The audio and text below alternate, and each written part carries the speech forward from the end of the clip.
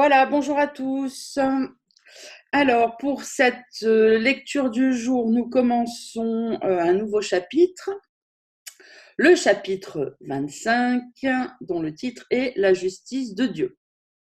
Voilà, comme d'habitude, ça correspond exactement à ce qui se passe sur le groupe, c'est génial. Donc, le thème de la justice. Alors, avant de commencer, dimanche prochain, il n'y aura pas de lecture, dimanche 22. Donc, nous nous retrouverons pour la suite du chapitre 25, le dimanche 29 après Noël. Voilà, le dernier dimanche du mois. Voilà, voilà. Allez, on commence tout de suite. Donc, chapitre 25, la justice de Dieu. Introduction. Le Christ en toi n'habite pas un corps. Or, il est en toi. Et ce doit donc être que tu n'es pas au-dedans d'un corps. Ce qui est au-dedans de toi ne peut pas être à l'extérieur. Et il est certain que tu ne peux pas être à part de ce qui est au centre même de ta vie. Ce qui te donne la vie ne peut pas être logé dans la mort, pas plus que toi. Le Christ est au-dedans d'un cadre de sainteté dont le seul but est qu'il soit rendu manifeste à ceux qui ne le connaissent pas, afin qu'ils puissent les appeler à venir à lui et à le voir là où ils pensaient qu'était leur corps. Alors leurs corps fondront complètement, afin qu'ils encadrent sa sainteté en eux. Nul qui porte le Christ en lui-même ne peut manquer de le reconnaître partout, sauf dans le corps. Et tant qu'il croit qu'il est dans un corps, là où il pense être, il ne peut pas être. Ainsi, il le porte sans le savoir, et il ne le rend pas manifeste. Et ainsi, il ne le reconnaît pas où il est. Le Fils de l'homme n'est pas le Christ ressuscité.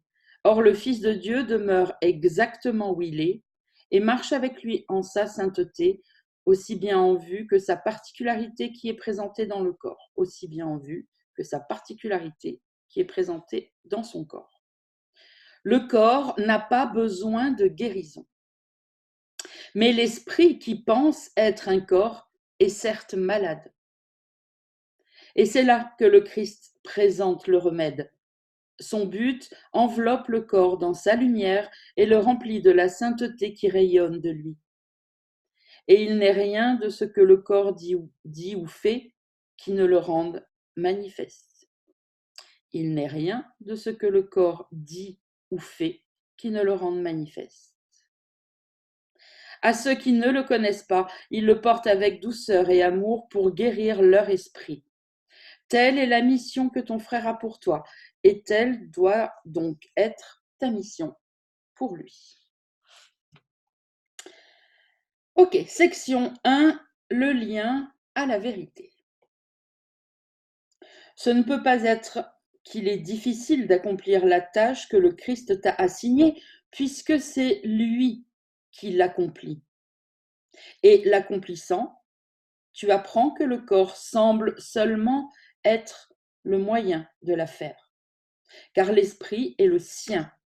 Ainsi, il doit être le tien. Sa sainteté dirige le corps par l'esprit qui est un avec lui, et tu es manifeste à ton saint frère comme lui à toi. Ici est la rencontre du Saint-Christ avec lui-même, et nulle différence perçue pour se dresser entre les aspects de sa sainteté qui se rencontrent et se joignent, et l'élèvent jusqu'à son Père, entier et pur, et digne de son amour éternel. Comment peux-tu manifester le Christ en toi, sauf en regardant la sainteté et le voyant là? La perception te dit que tu es manifeste dans ce que tu vois. Contemple le corps et tu croiras que tu es là. Et chaque corps que tu regardes te fait souvenir de toi, de ta péccabilité et du mal en toi, et par-dessus tout de ta mort.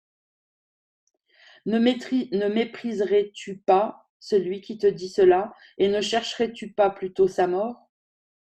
Le message et le messager ne font qu'un. Et tu dois voir ton frère comme toi-même, encadré dans son corps, tu verras ta péccabilité en laquelle tu es condamné.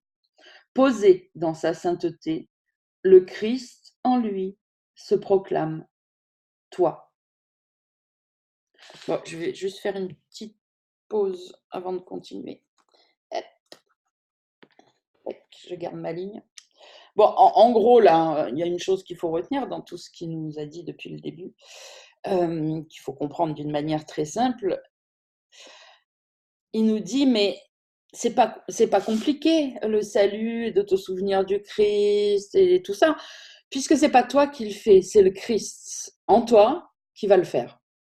Hein, on pourrait très bien dire, ou le Saint-Esprit en toi qui va le faire, puisque c'est notre thème du moment. Le week-end précédent, nous avons fait un week-end d'éveil sur le thème de apprendre à communiquer avec le Saint-Esprit. Donc, le Christ, le Saint-Esprit, c'est pareil.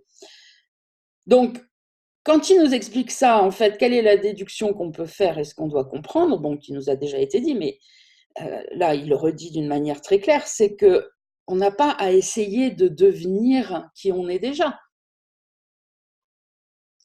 On a juste besoin d'enlever toutes les barrières qui empêchent le Christ en nous d'agir. C'est ça qu'il est en train de nous dire, en fait. Et donc, les barrières, c'est quoi? C'est notre système de pensée. Faux, illusoire, à propos du monde. Donc c'est stopper les pensées, stopper, pardonner et les remettre au Saint-Esprit pour qu'il les défasse. Et évidemment, je le redis, les pensées se manifestent sous plusieurs formes. Pensées, émotions, ressentis, images dans notre tête, tout ça, ce sont des pensées. Hein, les premières leçons du livre d'exercice nous le disent très bien. Tes pensées sont des images que tu as faites. Hein, quand on a une vision intérieure, que ce soit le jour, la nuit, on se dit ah ben non, mais là, c'est pas une pensée, c'est une image. Non, c'est pareil. C'est une pensée. Et une émotion, c'est quoi? C'est une pensée. Ça, c'est juste la complication de l'ego qui veut mettre des différences partout. Mais il n'y a que les pensées, de toute façon, qui prennent des formes différentes. Donc, ce qu'il faut, c'est laisser le Saint-Esprit, le Christ, agir en nous et par nous.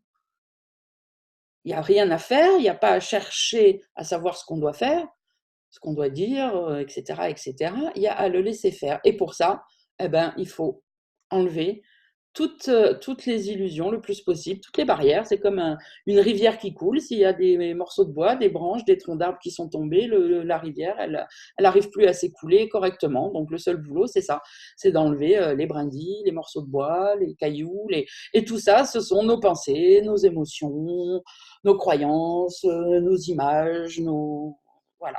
C'est ça en fait. Hein. C'est vraiment là ce qu'il est en train de nous dire, c'est enlève, enlève, enlève, enlève, laisse passer, t'as rien à faire. Une fois que ton seul boulot, c'est d'enlever. Et après, admire, regarde, observe comme ça va couler, comme ça va passer à travers toi. Là, c'est vraiment ce qu'il faut retenir de ce début de chapitre. Ok, on continue. La perception est un choix de ce que tu veux être, du monde dans lequel tu veux vivre et de l'état dans lequel tu penses que ton esprit sera content et satisfait. Elle choisit où tu penses que réside ta sécurité selon ta décision. Elle te révèle à toi-même tel que tu voudrais être. Et toujours, elle est fidèle à ton but, dont jamais elle ne se sépare, pas plus qu'elle n'offre le moindre témoignage de quoi que ce soit que le but dans ton esprit ne soutient pas. La perception est une partie de ce que tu as pour but de contempler, car moyen et fin ne sont jamais séparés. Ainsi, tu apprends que ce qui semble avoir une vie à part n'en a pas. Tu es le moyen pour Dieu, ni séparé, ni avec une vie à part de la sienne. Sa vie est manifeste en toi, qui es son Fils. Chaque aspect de lui-même est encadré de sainteté et d'une parfaite pureté, d'un amour céleste et si complet qu'il souhaite seulement pouvoir délivrer à soi-même tout ce qu'il regarde. Son rayonnement, lui, à travers chaque corps qu'il regarde, est toutes ces ténèbres dans la lumière en regardant simplement par-delà le corps, vers la lumière. Le voile est levé par sa douceur, et rien ne cache la face du Christ à ceux qui le regardent. Toi et ton frère, vous tenez devant lui maintenant pour le laisser écarter le voile qui semble vous garder séparés et à part. Puisque tu crois être séparé, le ciel se présente à toi comme étant séparé aussi. Ce n'est pas qu'il le soit en vérité, mais pour que le lien qui t'a été donné pour te joindre à la vérité puisse t'atteindre parce que tu comprends. Le Père, le Fils et le Saint-Esprit sont un, comme tous tes frères se joignent en ne faisant qu'un dans la vérité. Le Christ et son Père n'ont jamais été séparés. Et le Christ habite en ta compréhension, en la partie de toi qui partage la volonté de son Père. Le Saint-Esprit relie l'autre partie, le minuscule souhait fou d'être séparé, différent et particulier. Donc relie l'autre partie au Christ, pour rendre l'unité claire à ce qui est réellement un. En ce monde, cela n'est pas compris, mais cela peut être enseigné. Le Saint-Esprit sert le but du Christ dans ton esprit. Le Saint-Esprit sert le but du Christ dans ton esprit, afin que le but de particularité puisse être corrigé là où l'erreur réside. Parce que son but est encore un à la fois avec le Père et avec le Fils, il connaît la volonté de Dieu et ce que la tienne est réellement. Mais cela est compris par l'Esprit, perçu comme ne faisant qu'un, conscient qu'il est un et ainsi expérimenté. C'est la fonction du Saint-Esprit de t'enseigner comment ressentir cette unité, ce que tu dois faire pour l'expérimenter et où tu dois aller pour le faire. Alors, voyez là que quand on cherche désespérément à avoir une communication avec le Saint-Esprit pour essayer d'obtenir des trucs dans le monde, comme on fait souvent tous, forcément, même en disant que ce sont des choses saintes, des façons de faire saintes, vous voyez comme c'est à l'opposé de ce qui vient d'être dit là. Okay, la fonction du Saint-Esprit est de t'enseigner comment ressentir cette unité et donc ce que tu dois faire pour l'expérimenter, où tu dois aller pour faire l'expérience de cette unité, ce que tu dois dire pour faire l'expérience de cette unité, ce que tu dois ressentir, etc. etc. Vous voyez, il n'est pas en train de nous dire le Saint-Esprit est là pour t'aider à acheter des maisons, à trouver des boulots et avoir des belles relations. Évidemment que si ça passe par ces choses-là pour faire l'expérience de l'unité, ça passera par ces choses-là. Mais voilà, juste là une petite aparté pour se souvenir comme des fois nos souhaits sont futiles et très, très éloignés du but qu'on dit vouloir atteindre quand on veut absolument avoir une réponse pour savoir quoi faire, quoi dire dans le monde, avec qui se marier, quel boulot prendre, où aller, partir en vacances, pas partir en vacances, etc. etc. Ok, le but est de faire l'expérience d'une unité pour s'éveiller, point. Et le Saint-Esprit est là pour ça, et il utilise tous les moyens pour nous y amener à notre rythme, voilà. Et notre rythme, c'est quoi? Bah, c'est là où on veut bien enlever les illusions, et plus on veut en enlever, plus le Saint-Esprit va pouvoir venir et nous faire l'expérience, etc. Mais c'est pas lui qui décide, lui, il voudrait tout nous donner maintenant. C'est nous qui disons, attends. Là, d'accord, ok, je veux bien, mais attends, là, je garde encore un peu ça, je garde encore un peu ça, je garde encore un peu ça. Allez, je continue. Paragraphe 7. Tout cela tient compte du temps et du lieu comme s'ils étaient distincts, car tant que tu penses qu'une partie de toi est séparée, le concept d'une unité jointe en ne faisant qu'un est insignifiant. Il est clair qu'un esprit si divisé ne pourrait jamais être l'enseignant d'une unité qui unit toute chose en elle-même. Ainsi, ce qui est au-dedans de cet esprit et unit toute chose doit être son enseignant, et c'est le Saint-Esprit. Or, cela doit utiliser le langage que cet esprit peut comprendre dans la condition où il pense être. Et cela doit utiliser tout apprentissage pour transférer les illusions à la vérité en prenant toutes les fausses idées de ce que tu es et en te conduisant au-delà d'elles à la vérité qui est au-delà d'elle. Tout cela peut se réduire très simplement à ceci. Ce qui est le même ne peut pas être différent et ce qui est un ne peut pas avoir de partie séparée. Ce petit paragraphe 7 là, vous pouvez vous faire une petite astérix parce que il est pas mal à relire quand on oublie ces choses-là.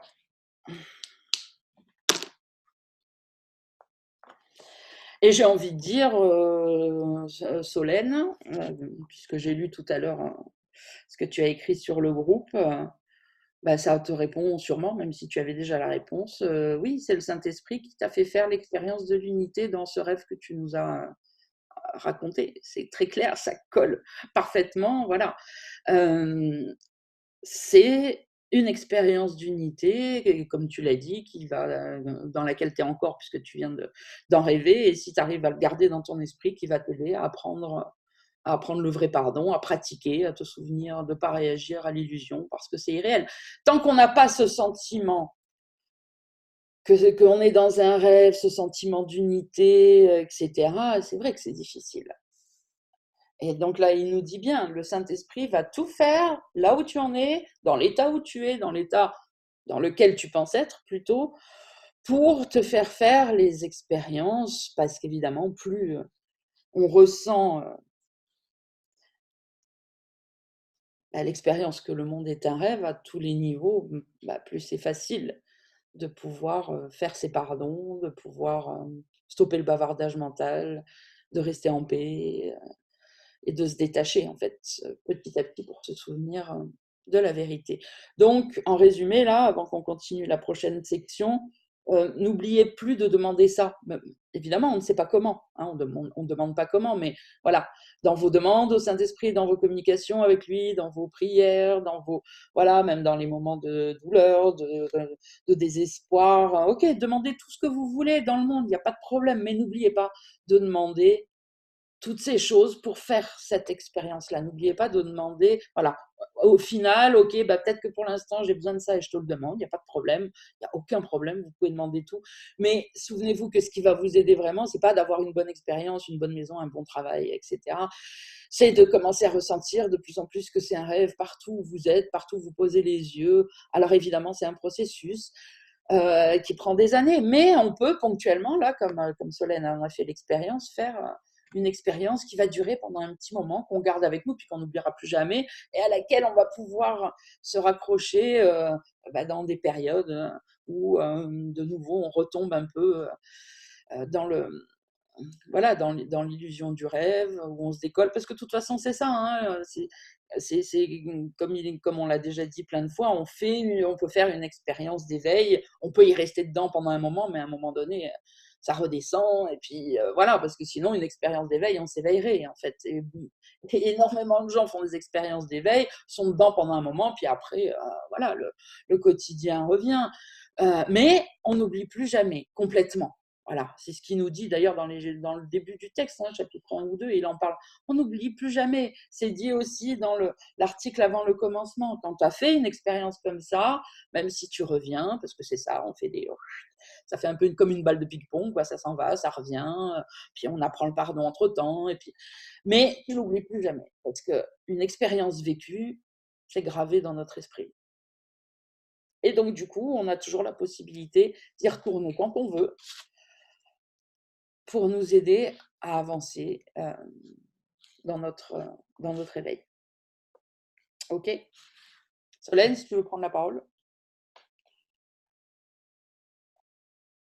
C'est exactement ça, c'est cet état d'être, ce ressenti-là dans le rêve qui fait que tout d'un coup, c'est comme si ce que j'avais compris intellectuellement je le vivais tout simplement. Donc, c'est difficile à dire avec des mots, mais c'était…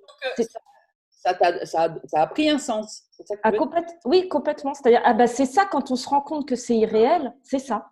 Voilà. Ok, effectivement, ça n'a aucune importance. Quoi qu'il se passe, ça ne m'affecte pas. Peu importe le scénario, je sais que c'est pas réel. La paix est là. Voilà, ça n'a aucune importance. Alors, on peut quand même avoir des tentations qui viennent. Évidemment, l'ego lâche pas l'affaire. Le système de pensée illusoire ne veut pas mourir, donc il lâche pas l'affaire. Il envoie des tentations et on peut les ressentir à ce moment-là. Mais si on met le doigt dedans, c'est foutu. On le sait intuitivement, mais on peut très bien les voir, ressentir la petite peur qui vient là. Mais si on n'y va pas, on n'y va pas. On sait que c'est pas vrai. On reste en paix, quoi. Oui, parce que dans ce rêve, c'était ça. Je disais, donc je passais d'un rêve à un autre rêve. À chaque fois, c'était des scénarios complètement différents. Et en fait, c'était vraiment, il y avait dans chaque rêve des tentations, des peurs, en fait, qui venaient. Et j'entendais cette voix qui disait, n'y réagis pas, c'est irréel. Je la croyais, c'était vrai pour moi. Et à partir de ce moment-là, plus rien n'avait d'importance. C'est quelques secondes après, je sautais dans un autre rêve. Ouais, super. Parfait, belle illustration. Merci. On continue. Allez, section 2, le sauveur qui délivre des ténèbres. N'est-il pas évident que ce que les yeux du corps perçoivent te remplit de peur? Peut-être penses-tu trouver là un espoir de satisfaction. Peut-être t'imagines-tu atteindre quelque paix et satisfaction dans le monde tel que tu le perçois.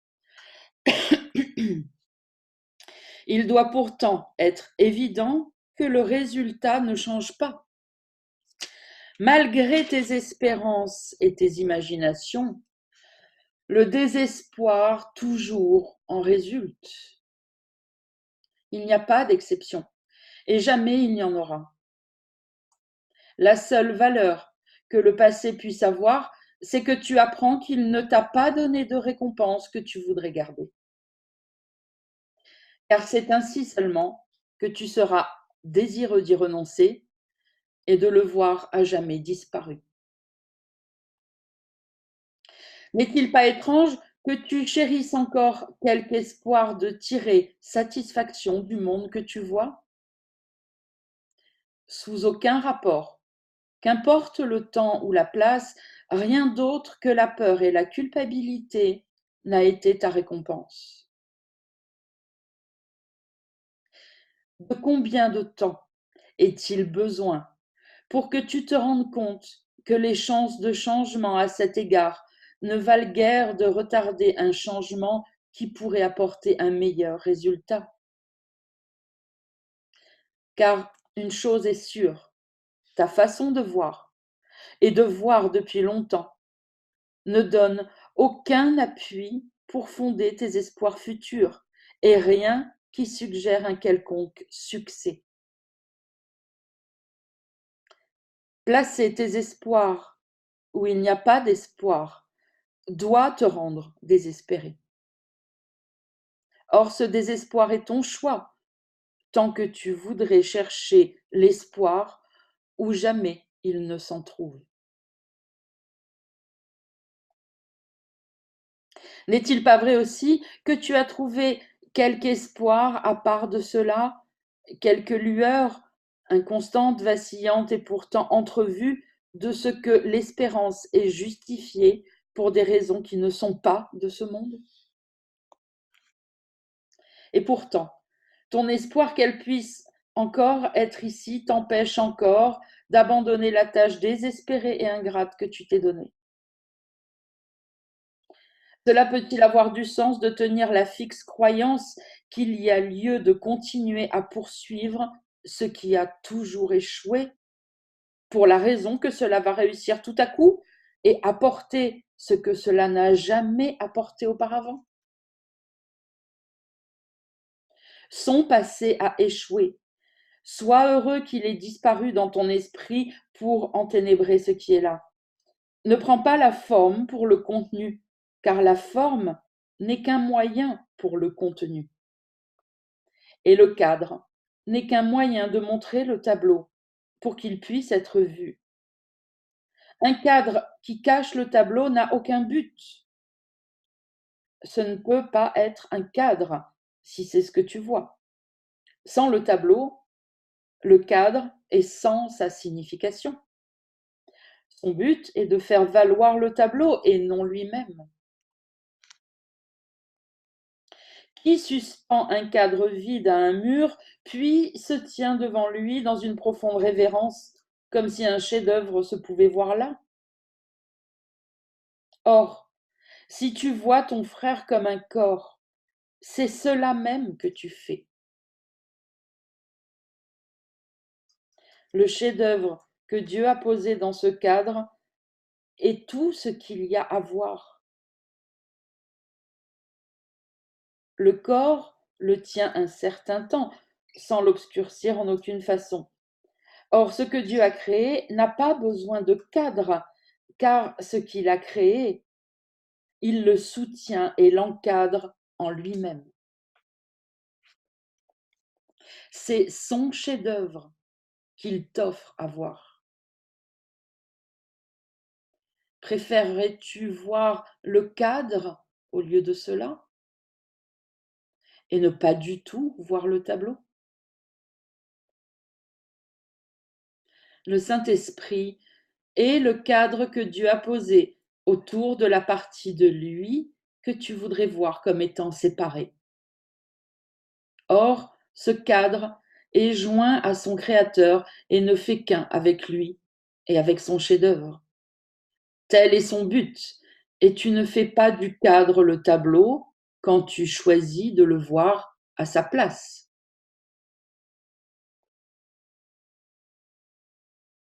Le cadre que Dieu lui a donné ne fait que servir son but et non le tien à part du sien. C'est ton but séparé qui obscurcit le tableau et chérit le cadre à la place. Or, Dieu a posé son chef-d'œuvre dans un cadre qui durera à jamais, quand le tien sera réduit en poussière. Mais ne pense pas que le tableau soit détruit en quelque façon que ce soit. Ce que Dieu crée est à l'abri de toute corruption, inchangé et parfait dans l'éternité. Accepte le cadre de Dieu au lieu du tien, et tu verras le chef-d'œuvre. Regarde sa beauté et comprends l'esprit qu'il a pensé, non en chair et en os, mais dans un cadre aussi beau que lui-même. Sa sainteté illumine l'impeccabilité que le cadre de ténèbres cache et jette un voile de lumière sur la face du tableau qui n'est qu'un reflet de la lumière qui rayonne de lui vers son Créateur. Ne pense pas que cette face ait jamais été enténébrée parce que tu l'as vue dans un cadre de mort. Dieu l'a gardée à l'abri pour que tu puisses la regarder et voir la sainteté qu'il lui a donnée. Dans les ténèbres, vois ton Sauveur qui te délivre des ténèbres et comprends ton frère tel que l'Esprit de son Père te le montre. Il sortira des ténèbres comme ton regard se posera sur lui et tu ne verras plus la noirceur. Les ténèbres ne l'ont pas touché, pas plus que toi qui l'as fait sortir pour le regarder. Son impeccabilité n'est qu'une image de la tienne. Sa douceur devient ta force. Et tous deux regarderaient avec joie au-dedans et verraient la sainteté qui doit y être à cause de ce que tu as vu en lui. Il est le cadre dans lequel est posée ta sainteté, et ce que Dieu lui a donné doit être donné. Peu importe à quel point il passe sur le chef-d'œuvre en lui et ne voit qu'un cadre de ténèbres, c'est quand même ta seule fonction de contempler en lui ce qu'il ne voit pas. un joli coup de stabilo sur cette même phrase.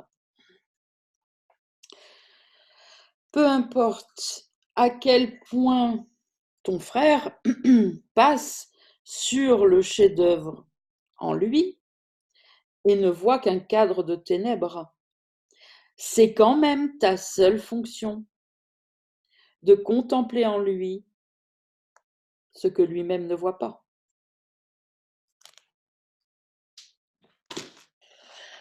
Si ça, c'est pas ce que nous a enseigné Jésus, même il y a 2000 ans, même en ayant été tordu dans tous les sens pendant 2000 ans, c'est très clair. Cette phrase résume tout le courant miracle, tout son enseignement il y a 2000 ans, tout ce qu'on veut bien connaître de lui, peu importe dans quelle religion on l'a connu avant. C'est très clair, en fait, c'est universel. Peu importe à quel point ton frère se voit comme il se voit, ta fonction, ta seule fonction, c'est de contempler en lui ce qu'il ne voit pas.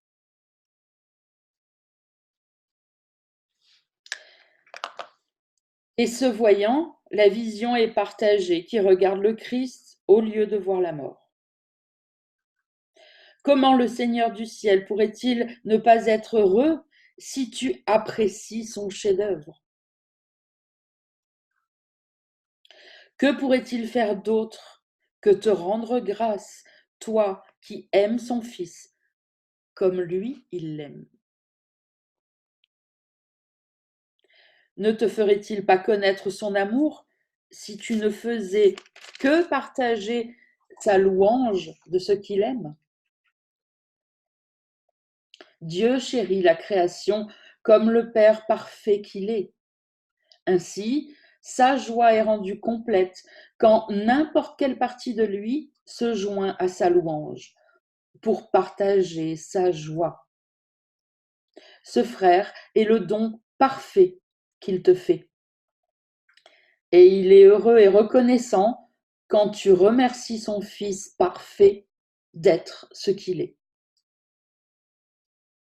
Et tous ses remerciements et tout son bonheur luisent sur toi qui voudrais compléter sa joie et lui avec elle. Et ainsi, la tienne est complétée. Nul ray de ténèbres ne peut être vu par ceux dont la volonté est de rendre complet le bonheur de leur Père et le leur avec le sien. La gratitude de Dieu lui-même est librement offerte à quiconque partage son but. Ce n'est pas sa volonté d'être seul et ce n'est pas non plus la tienne. Pardonne à ton frère et tu ne peux pas te séparer de lui ni de son Père. Tu n'as pas besoin de pardon car ceux qui sont entièrement purs n'ont jamais péché. Donne donc ce qu'il t'a donné afin de voir ainsi son Fils ne faisant qu'un et de remercier son Père comme il te remercie. Ne crois pas non plus que toute sa louange ne te soit pas donnée, car ce que tu donnes est à lui, et en le donnant, tu apprends à comprendre le don qu'il te fait. Et donne au Saint-Esprit ce qu'il offre au Père comme au Fils. Rien n'a du pouvoir sur toi, sauf sa volonté et la tienne, qui ne fait qu'étendre sa volonté. C'est pour cela que tu as été créé, et ton frère avec toi, et ne faisant qu'un avec toi. Toi et ton frère êtes les mêmes, comme Dieu lui-même est un et non divisé en sa volonté. Et vous devez avoir un seul but, puisqu'il a donné le même à vous deux. Sa volonté est rassemblée lorsque vous vous joignez en volonté, afin que tu sois rendu complet en offrant complétude à ton frère. Ne vois pas en lui la péccabilité qu'il voit, mais rends-lui honneur, afin d'avoir de l'estime pour toi et pour lui. À toi et à ton frère, le pouvoir du salut est donné, afin que l'évasion hors des ténèbres, dans la lumière, vous soit donnée à partager, et que vous voyiez ne faisant qu'un, ce qui n'a jamais été séparé, ni à part de tout l'amour de Dieu, donné de manière égale.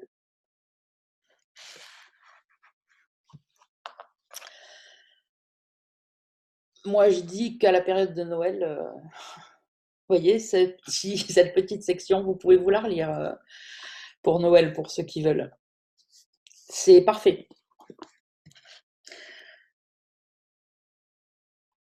Tous ceux qui entament Noël dans cette volonté encore plus forte à cette période de l'année, de voir l'amour partout, de voir le bien partout, de bien vouloir partager, de bien vouloir pardonner. Voilà, c'est une période propice à ça. Ben, relisez le paragraphe, enfin toute la section là, de ce chapitre 25, parce que là, pour Noël, la section de Le Sauveur qui délivre des ténèbres, voilà. Cette année, comme je l'ai dit tout à l'heure, je ne ferai pas de lecture à Noël. Bon, vu que l'année dernière, vous étiez deux, c'est pas la peine. Hein. Je le faisais pour vous, mais si vous êtes occupés, voilà, donc c'est pas grave. Lisez cette section. On ne se voit pas dimanche prochain, et donc on ne se revoit pas avant Noël. On se reverra le 29. Relisez cette section pendant les fêtes, parce que vous guidera et tout y est dedans. Quelqu'un veut poser de questions, je pense qu'il n'y a pas besoin, mais est-ce que quelqu'un veut prendre la parole avant que je continue?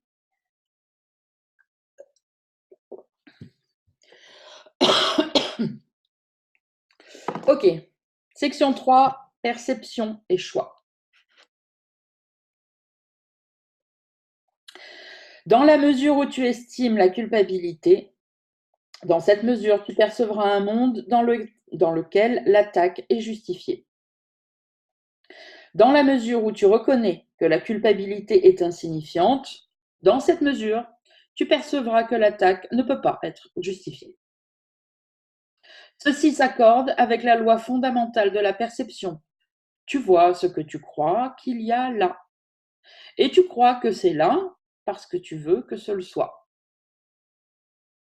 La perception n'a pas d'autre loi que celle-là.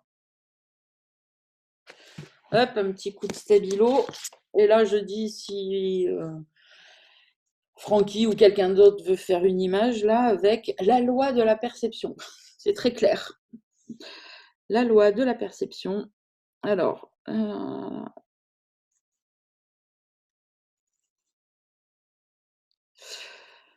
la loi de la perception, donc je le dis dans l'autre sens, 2 points. Tu vois ce que tu crois qu'il y a là, et tu crois que c'est là parce que tu veux que ça soit là, en gros. Hein.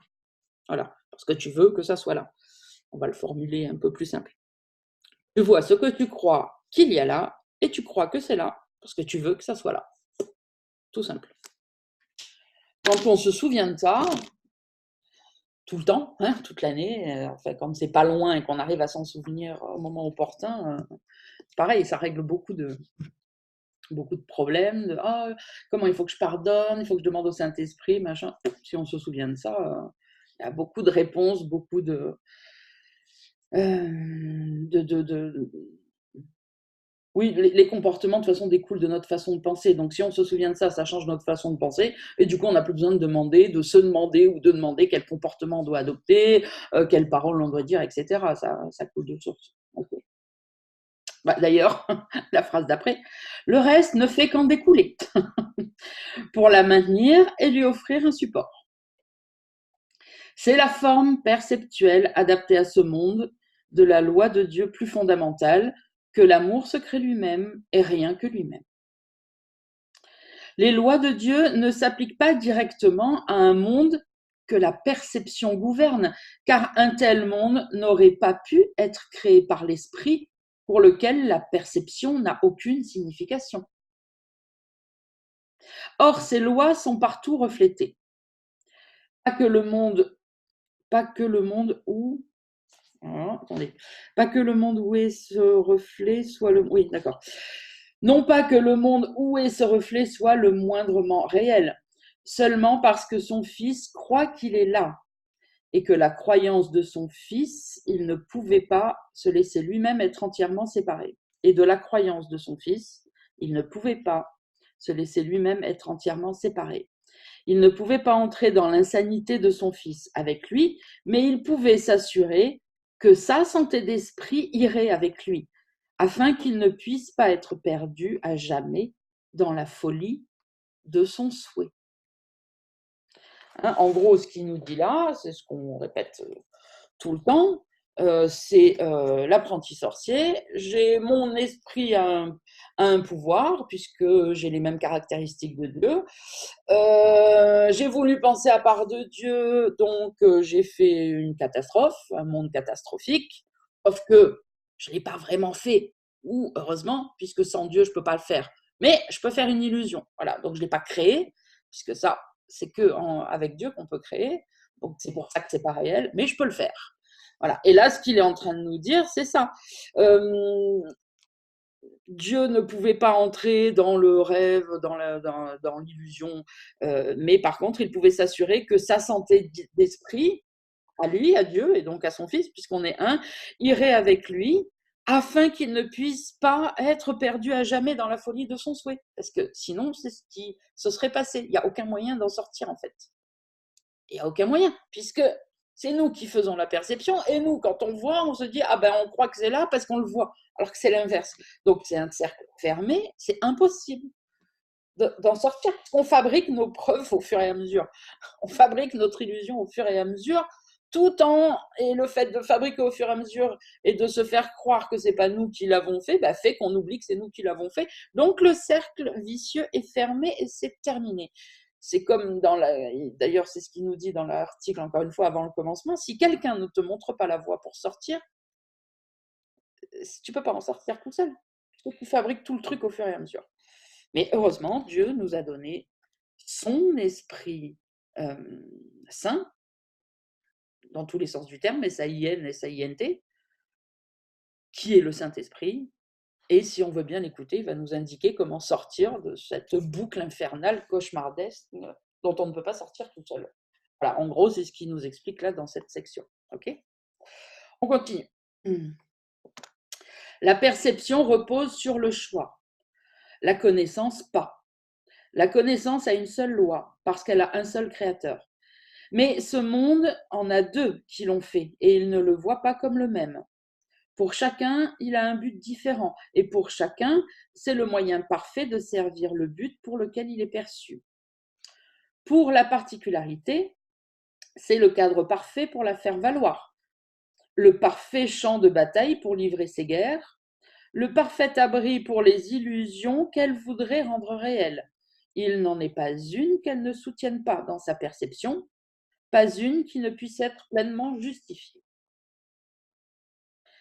Il y a un autre faiseur du monde, le correcteur simultané de la folle croyance, voulant que quoi que ce soit puisse être établi et maintenu sans quelque lien qui le garde encore sous les lois de Dieu. Non comme la loi elle-même soutient l'univers tel que Dieu l'a créé, mais sous quelque forme adaptée aux besoins que le Fils de Dieu croit avoir. Une erreur corrigée est la fin de l'erreur.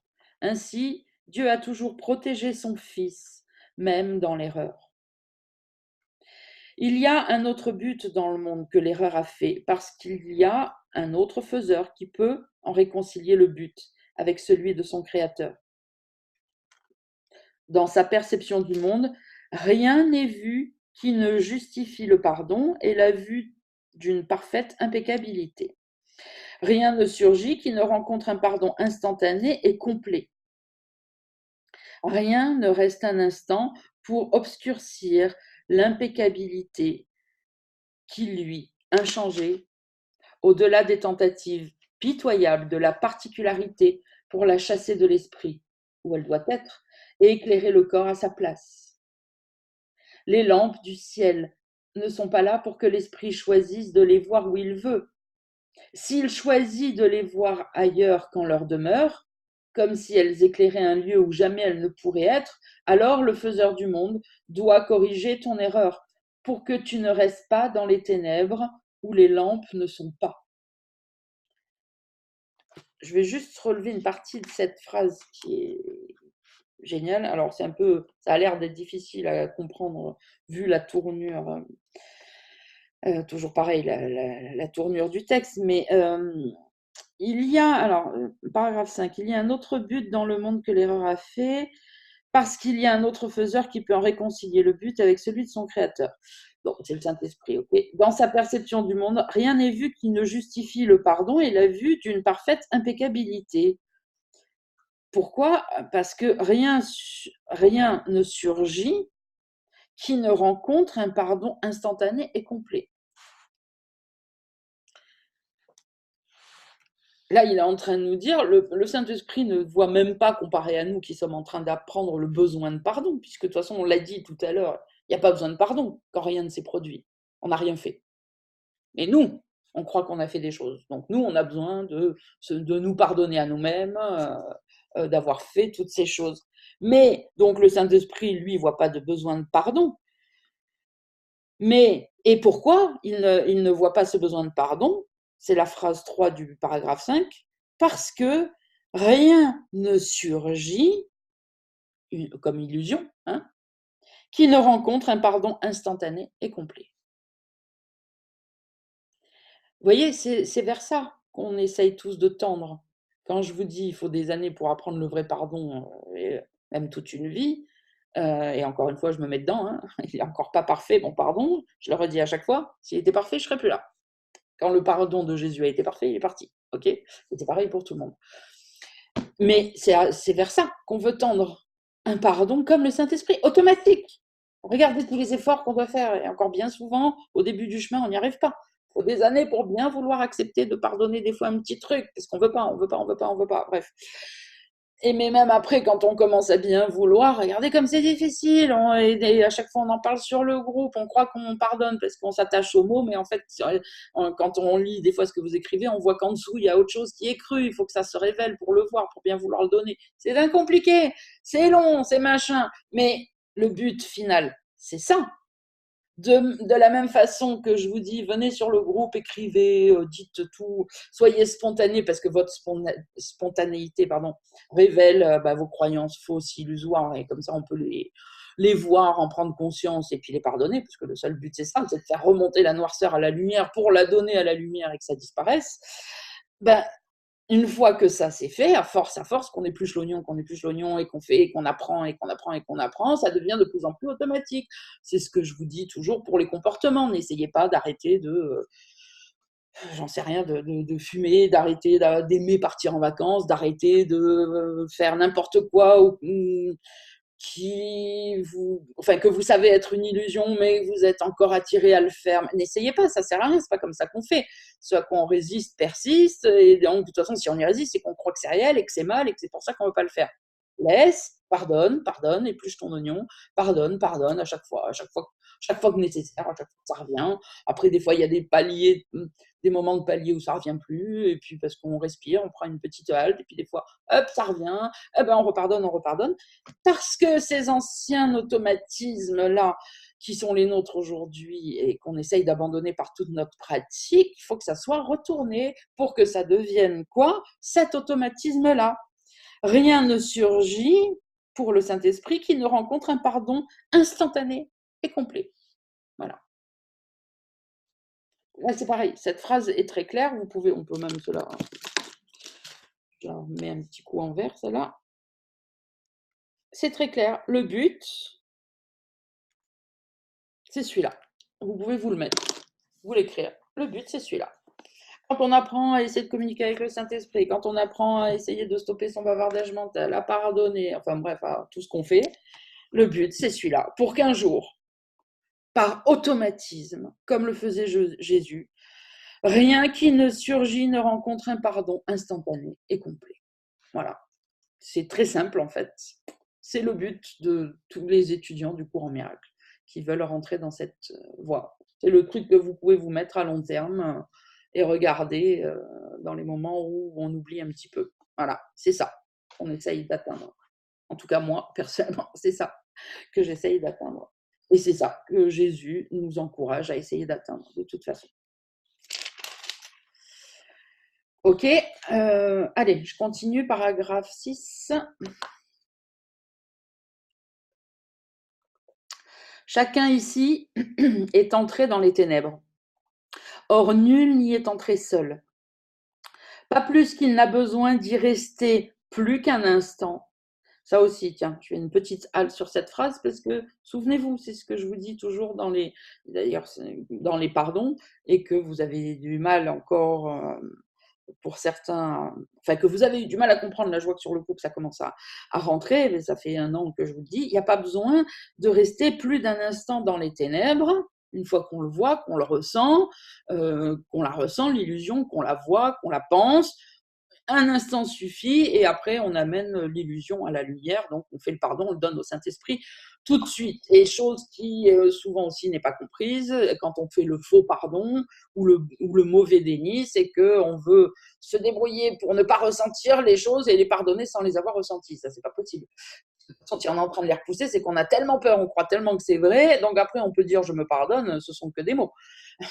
Je me pardonne mes illusions. Non, tu n'es pas en train de te pardonner tes illusions, tu es en train de les rendre réelles. Tu crois tellement que ça va te faire mal et que c'est réel que tu veux surtout pas y aller une seconde, ok? Mais quand on le fait correctement, là, cette phrase, c'est pareil, il nous le dit. Pas plus qu'il n'a. Alors, donc, oui, bon, je reprends le début parce que ça suit. Chacun est ici entré dans les ténèbres, or nul n'y est entré seul. Pas plus qu'il n'a besoin d'y rester plus qu'un instant. Voilà. Quand vous ressentez une émotion, quelle qu'elle soit, une émotion qui n'est pas la paix, l'amour, la joie, ou surtout qui ne combine pas les trois en même temps, j'allais dire, eh ben, on y reste un instant, le temps d'en prendre conscience, de se pardonner, de croire en l'irréalité et de porter notre ombre à la lumière en le donnant au Saint-Esprit et en le laissant faire. En disant, tiens, j'en veux plus, je te le donne, je me pardonne cette illusion, donne-moi la lumière à la place. Ok? Allez. Donc, chacun ici est entré dans les ténèbres. Or, nul n'y est entré seul, pas plus qu'il n'a besoin d'y rester plus qu'un instant, car il est venu avec l'aide du ciel au-dedans de lui, prête à le guider hors des ténèbres, dans la lumière, à tout moment. Le moment qu'il choisit peut être n'importe quel moment, car l'aide est là qui n'attend que son choix.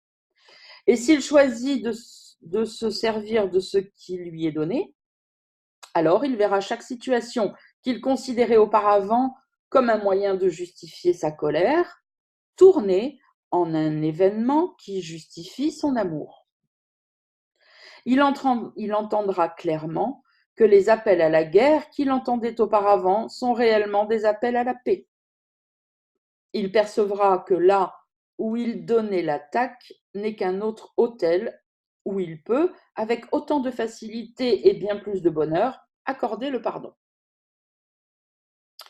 Et il réinterprétera toute tentation comme étant juste une autre chance de lui apporter la joie. Une autre occasion de pardon, hein, on pourrait le dire ainsi, c'est ce que ça veut dire. Comment une malperception peut-elle être un péché? Laisse toutes les erreurs de ton frère n'être rien pour toi, sauf une chance de voir comment œuvre l'aide qui t'est donnée pour voir le monde qu'il a fait au lieu du tien. Qu'est-ce donc qui est justifié? Qu'est-ce que tu veux? Car ces deux questions sont les mêmes. Et quand tu les vois comme les mêmes, ton choix est fait.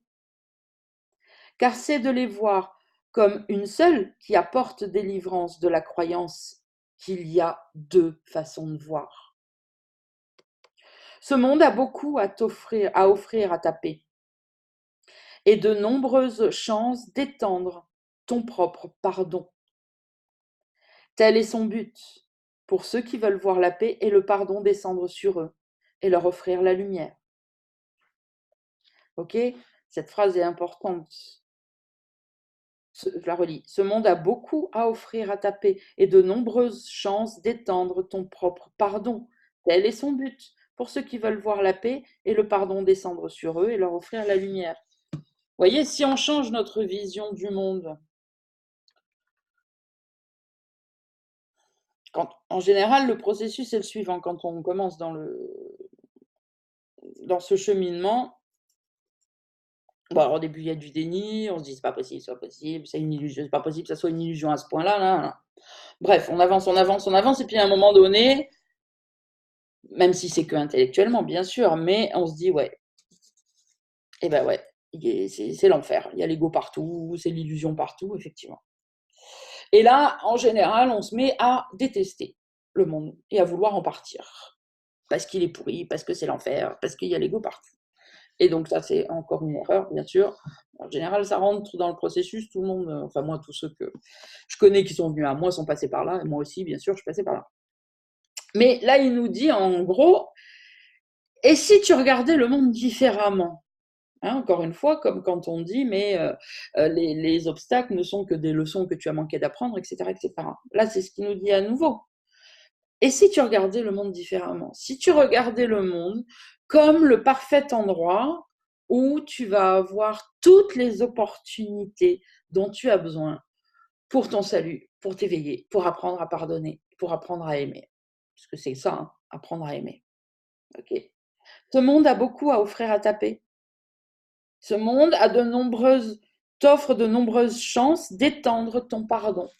Si on se met à voir le monde, même quand on est dans des périodes difficiles, de souffrance, de manque, de tristesse, ben voilà, hein, telles périodes dans les scénarios arrivent. Hein, euh, on peut être confronté au décès de personnes proches et on est quand même dans une souffrance, même si on sait intellectuellement que c'est pas vrai.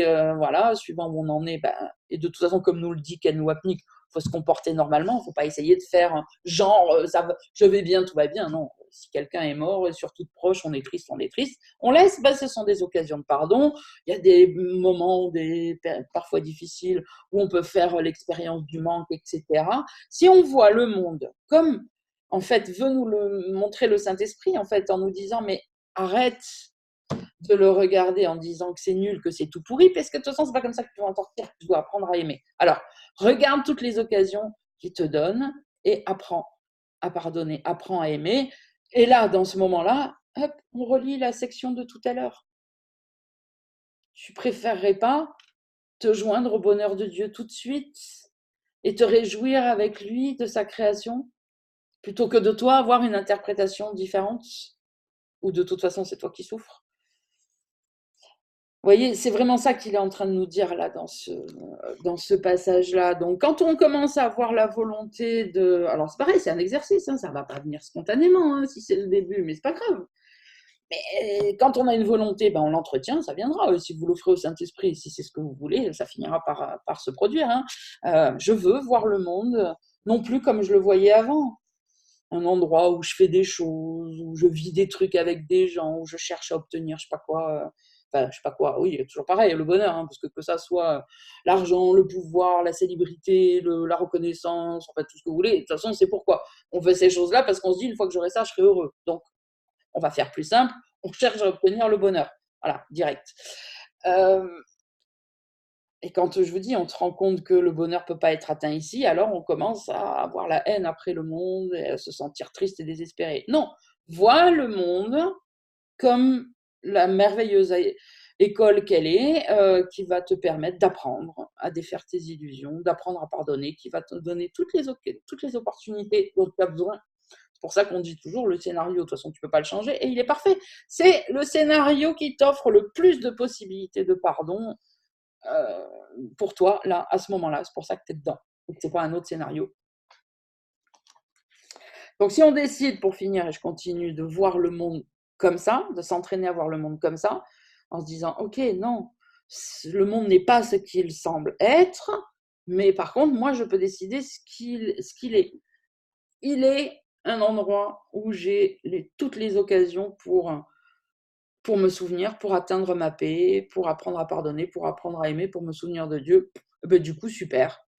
Voilà, super. Eh ben, ce qui se passe. Et puis, à chaque fois, je n'oublie pas que, ah, chouette, j'ai une occasion de pardon qui est là. Encore une fois, hein, on ne peut pas faire semblant, je vais bien, tout va bien, si vous arrive un truc pas possible. Sur le moment, peut-être, vous pouvez ressentir les choses d'une manière automatique, mais peu importe, le temps n'existe pas. Souvenez-vous, à un moment donné, si ce n'est pas sur le moment, hein, il faut de l'entraînement pour réussir à le faire en même temps, mais au moins après, quelques heures après, quelques minutes après, le soir, à la fin du week-end, peu importe, et dire non, c'est une belle occasion de pardon. Allez, ok, je vais rentrer dedans, je vais m'en servir. C'est comme la corde à nœud qui vous permet de sortir, quoi. Voilà, eh ben prends, monte, vas-y. Utilise la corde à nœud qui était tendue au lieu de dire oh, elle est là au milieu de ma pièce, elle me fait chier, je voudrais qu'elle soit pas là. Mais non, mais serre-toi-en, monte, monte, tu verras. Et la pièce en haut, elle est encore plus belle.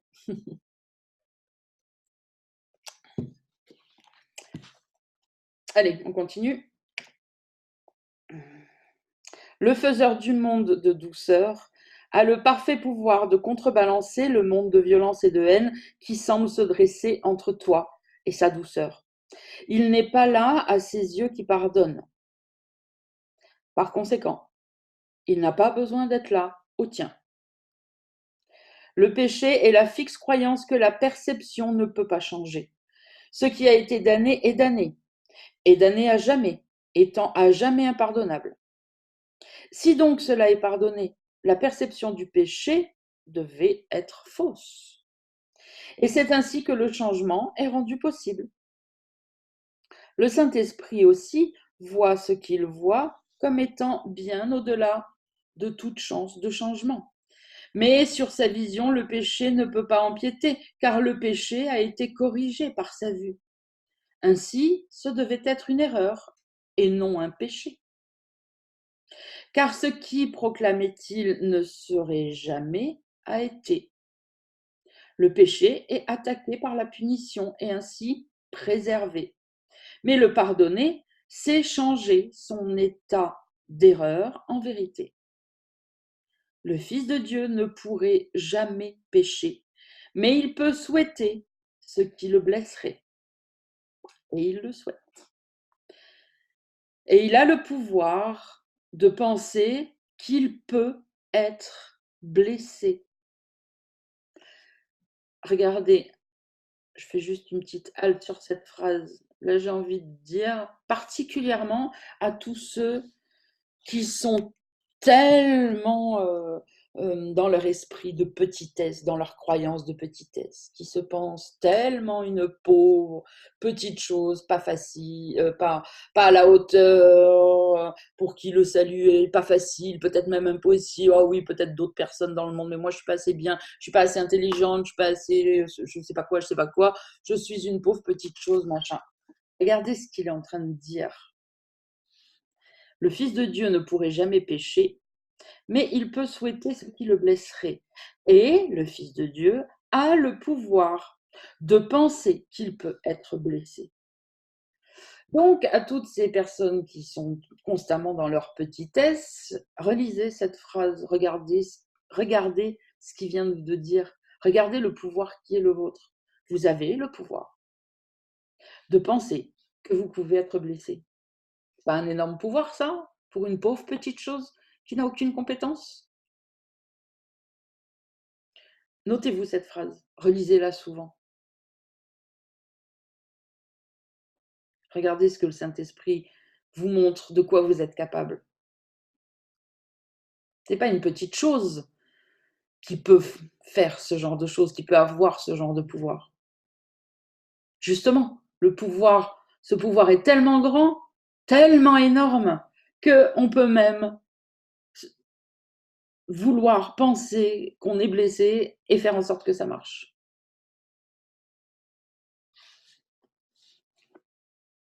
Allez, je reprends tout le paragraphe. Le Fils de Dieu ne pourrait jamais pécher, mais il peut souhaiter ce qui le blesserait, et il a le pouvoir de penser qu'il peut être blessé. Qu'est-ce que cela pourrait être, sinon une malperception de lui-même? Est-ce un péché ou une erreur, pardonnable ou non? A-t-il besoin d'aide ou de condamnation? Est-ce ton but qu'il soit sauvé ou damné? Sans oublier que ce qu'il est pour toi fera de ce choix ton avenir. Car tu le fais maintenant, l'instant où le temps tout entier devient le moyen d'atteindre un but. Alors fais donc ton choix, mais reconnais que par ce choix, le but du monde que tu vois est choisi et sera justifié, entre parenthèses, dans ton esprit.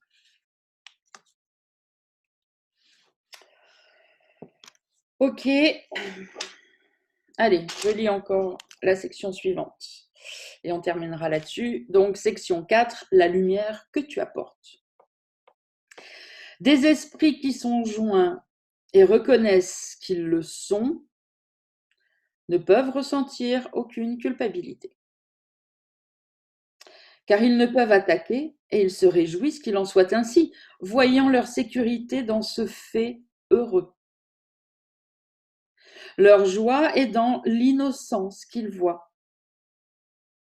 Ainsi, ils la recherchent parce que c'est leur but de la contempler et de se réjouir. Chacun recherche ce qui lui apportera la joie telle qu'il l'a définie. Ce n'est pas le but en soi qui varie. Or, c'est la façon dont le but est vu qui rend le choix des moyens inévitable et sans espoir de changement, à moins que le but ne soit changé. Et alors, les moyens sont choisis à nouveau, comme ce qui apporte la réjouissance est défini d'une autre façon et recherché différemment. La loi fondamentale de la perception pourrait s'énoncer ainsi.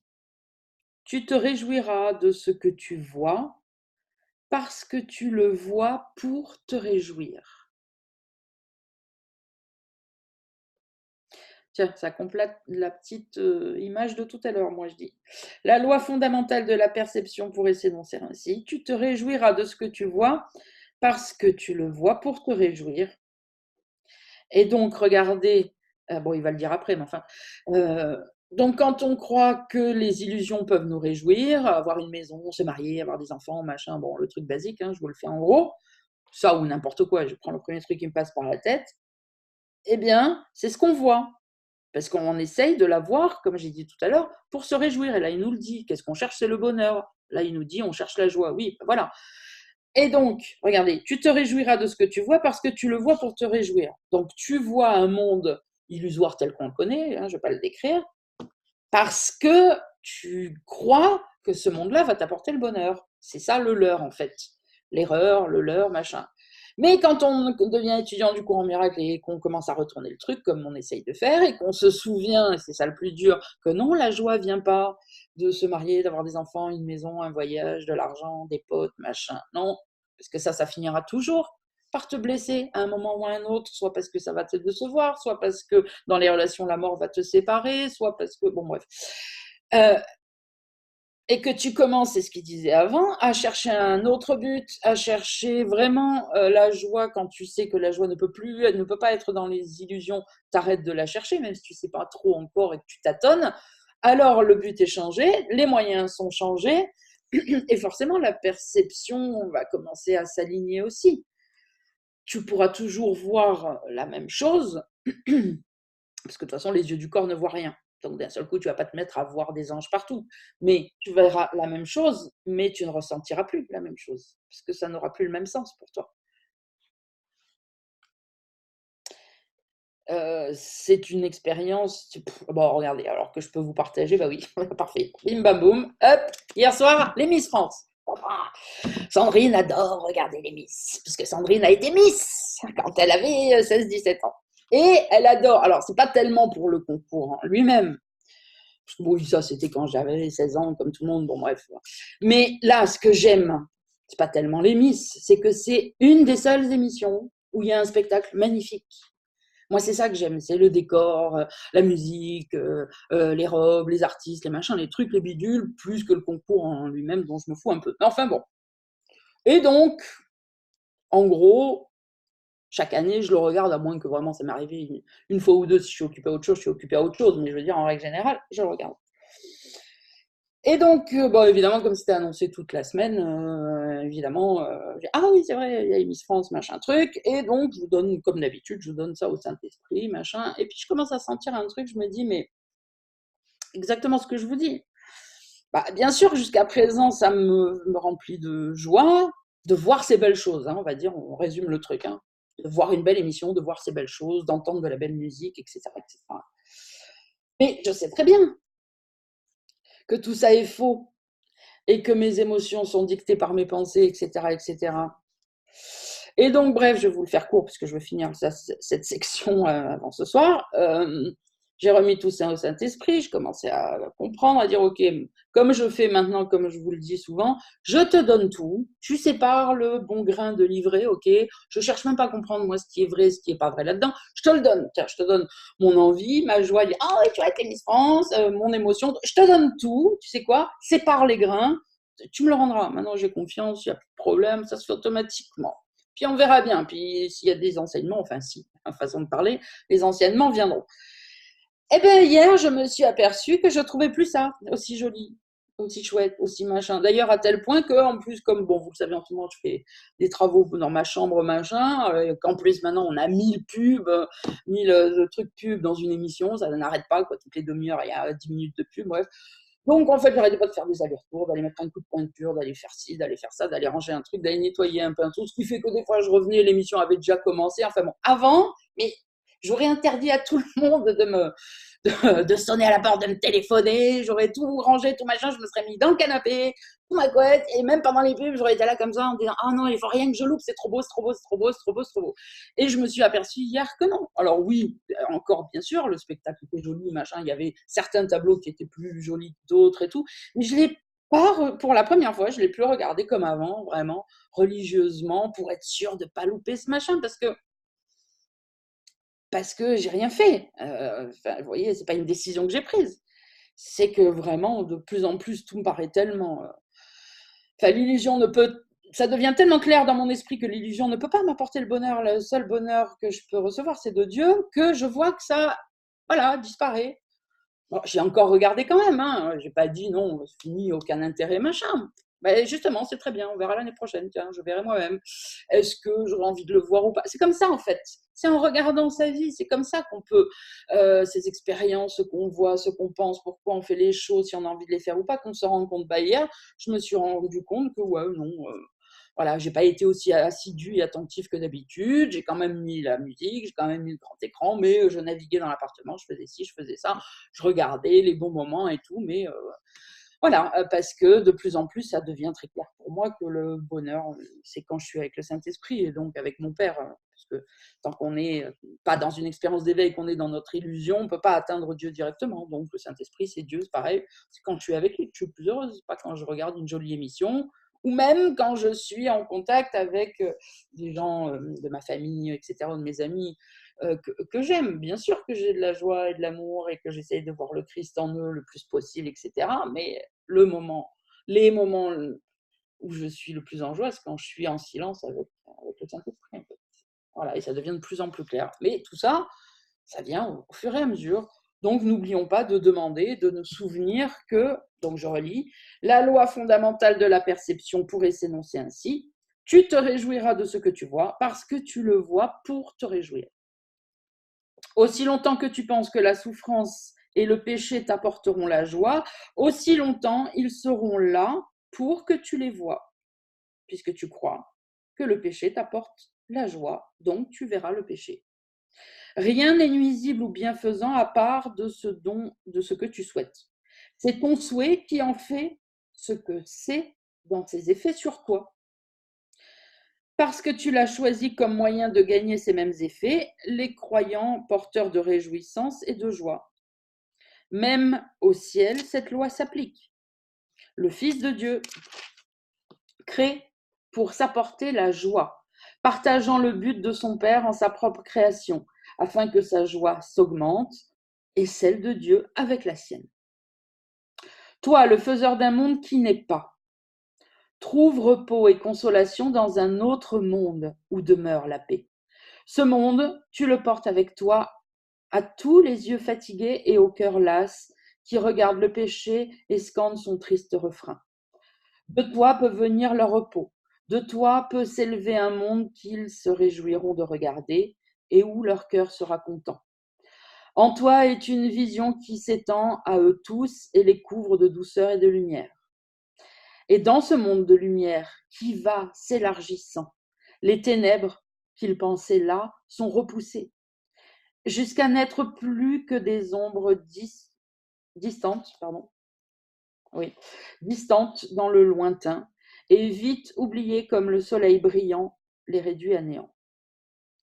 Et toutes leurs mauvaises pensées, leurs espoirs pécheurs, leurs rêves de culpabilité et de revanche impitoyable, et chaque souhait de blesser, de tuer et de mourir disparaîtront devant le soleil que tu apportes.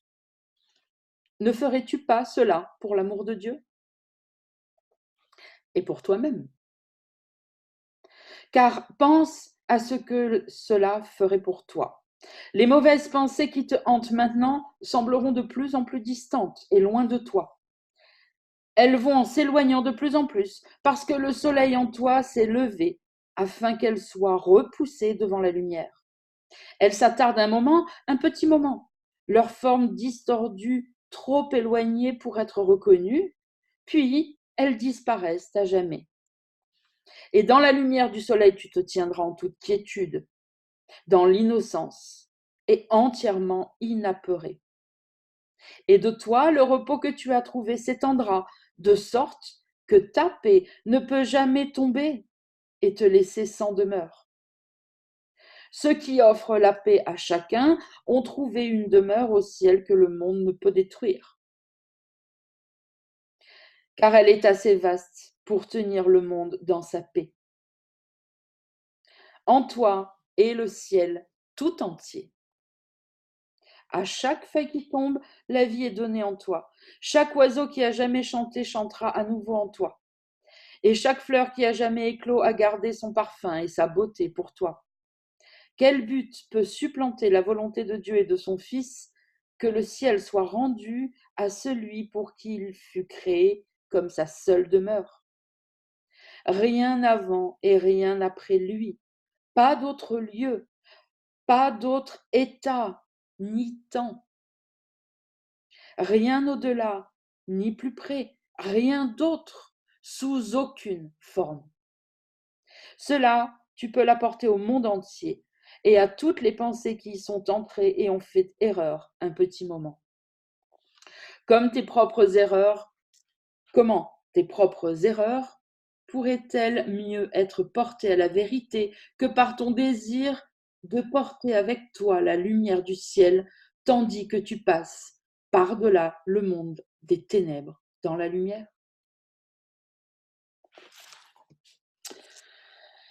Voilà les lumières.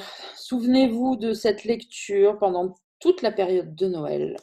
On a fini sur une jolie note. Relisez-le si vous en avez envie, si vous en avez besoin. Relisez ces petits paragraphes, ces sections de ce début de chapitre 25. Et comme je vous l'ai dit, nous nous retrouverons le samedi 29 pour la lecture prochaine de la suite de ce chapitre après Noël.